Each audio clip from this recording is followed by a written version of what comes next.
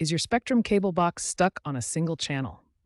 This is often due to software glitches, signal interruptions, or outdated firmware. First, perform a hard reset. Unplug the box from the power outlet for 30 seconds, then plug it back in. While it restarts, check all cable connections to ensure they're secure. Next, try a guide refresh. Go to Settings, General, refresh Program Guide in your Spectrum menu. This forces the box to download the latest channel listings. According to Spectrum's customer service data, these steps resolve 15 to 20% of stuck channel complaints post-patch.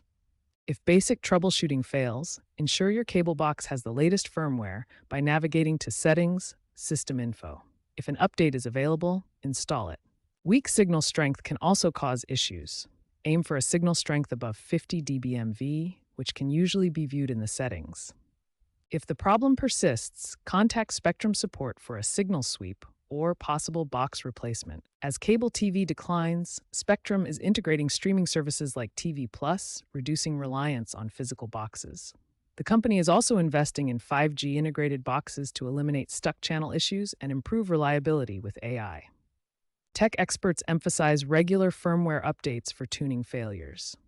Regular updates are the first line of defense against tuning failures.